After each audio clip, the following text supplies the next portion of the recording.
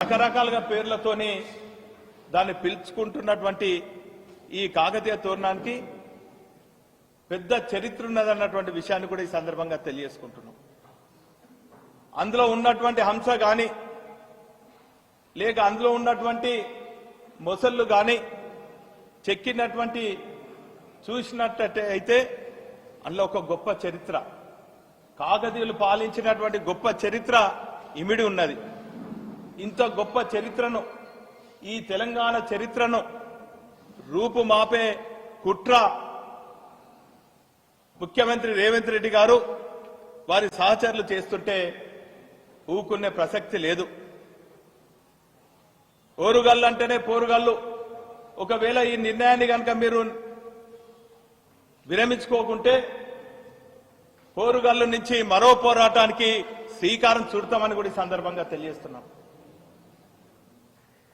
కాకతీయుల పాలన ప్రజలు మెచ్చే పాలన, ప్రజలకు అవసరాలయ్యే పాలన చేసిండ్రు. ముఖ్యంగా వాళ్ళు 3 టీల పైన ఆధారపడ్డారు: టెంపుల్స్, ట్యాంక్స్, టౌన్. ఎక్కడనైతే టౌన్ ఉంటుందో అక్కడ చెరువుల నిర్మాణం చేపట్టిండ్రు.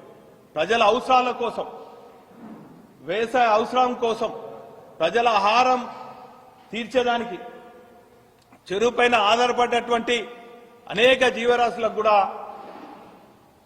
కుల వృత్తులకు కూడా కాపాడేదానికి కాకతీయులు 24,000 గొలుసు కట్ట చెరువులు నిర్మాణం చేస్తే తెలంగాణ చరిత్రను రాబోయే తరాలకు తెలియజేసే విధంగా ఆనాటి ఉద్యమ నేత బీఆర్ఎస్ పార్టీ వ్యవస్థాపక అధ్యక్షులు కేసీఆర్ గారు తెలంగాణ రాష్ట్రం ఏర్పడిన తర్వాత ఈ తెలంగాణ చరిత్రను, ఈ గొప్పదనాన్ని, ఈ కళా వైభవాన్ని, ఈ చరిత్రను రాబోయే తరాలకు తెలియజేసే విధంగా తెలంగాణ రాష్ట్రం ఏర్పడిన తర్వాత ఇటు కాకతీయ తోరణం, ప్లేగ్ వ్యాధి అంతమొందించిన తర్వాత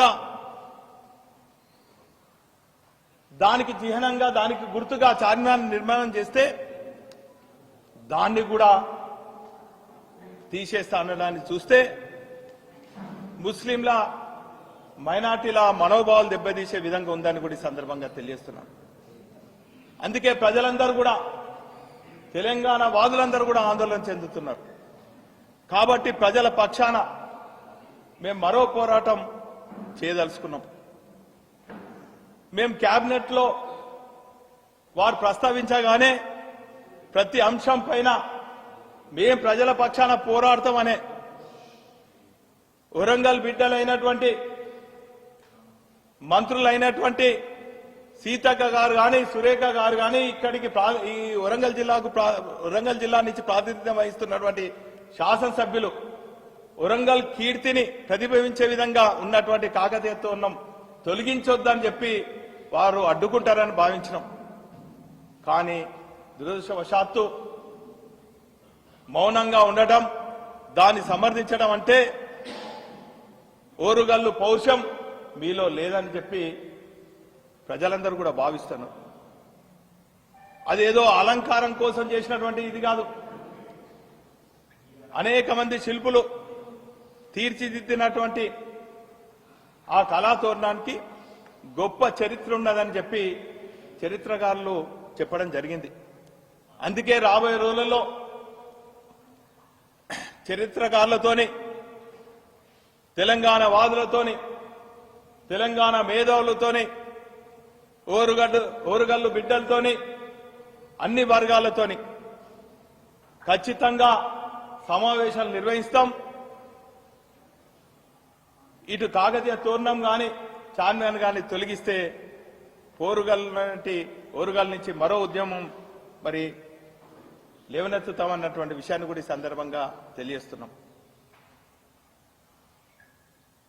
ఆంధ్ర మనస్తత్వం కలిగినటువంటి రేవంత్ రెడ్డి గారు ఎక్కడో ఆంధ్ర నాయకుల ఆదేశం మేరకు ఈ ప్రకటన చేసేయడం జరుగుతుందని చెప్పి తెలంగాణ ప్రజలు భావిస్తున్నారు. ఈరోజు మీరు మాయ మాటలు చెప్పి హామీలు ఇచ్చి 420 హామీలు ఇచ్చి 6 గ్యారెంటీలు ఇచ్చి 100 రోజుల సమయంలో అన్నారు. మీ సమయం దగ్గర పడ్డది, 100 రోజులకు సమయం దగ్గర పడ్డది, మీ డెడ్ లైన్ దగ్గరికి వచ్చిందని చెప్పి ఆందోళనకు గురై చేతనగాని హామీలు ఇచ్చి అమలు చేయక నిస్సహాయ స్థితిలో ఉండి ఈరోజు ప్రజల దృష్టిని మళ్లించేదానికి మీరు ఇటువంటి కార్యక్రమాలు చేస్తున్నారని చెప్పి ప్రజలు భావిస్తున్నారు. మేము ఈ వేదిక ద్వారా ఈ ప్రభుత్వాన్ని మిమ్మల్ని డిమాండ్ చేస్తున్నాం. మీరు ఇచ్చినటువంటి 6 గ్యారెంటీలు కానీ హామీలు కానీ తక్షణమే మీరు అమలు చేయాలని చెప్పి ప్రజల పక్షాన కోరుతున్నాం. ప్రజలు ఇచ్చినటువంటి తీర్పును గౌరవించి మేము ప్రతిపక్షాల్లో ఉన్నాం, ప్రజల పక్షాల్లో ఉన్నాం. ప్రజా సమస్యలను మా దృష్టికి తీసుకొస్తే, ప్రజలు మా దృష్టికి తీసుకొస్తే మేము అనేక వేదికల ద్వారా ప్రశ్నిస్తున్నాం. ఇటు అసెంబ్లీలో కానీ ప్రజాక్షేత్రంలో ఖచ్చితంగా ప్రశ్నిస్తామని కూడా ఈ సందర్భంగా తెలియజేసుకుంటూ, మరి ఇటువంటి మోసపూరిత ప్రకటనలు చేయకుండా, ప్రజల దృష్టిని మళ్లించే విధంగా, రెచ్చగొట్టే విధంగా చేయకుండా తక్షణమే మొన్న మీరు చేసినటువంటి అసెంబ్లీ సాక్షిగా చేసిన ప్రకటనను ఈ అసెంబ్లీకి వేదికగా మీరు విరమించుకోవాలని చెప్పి ప్రజల పక్షాన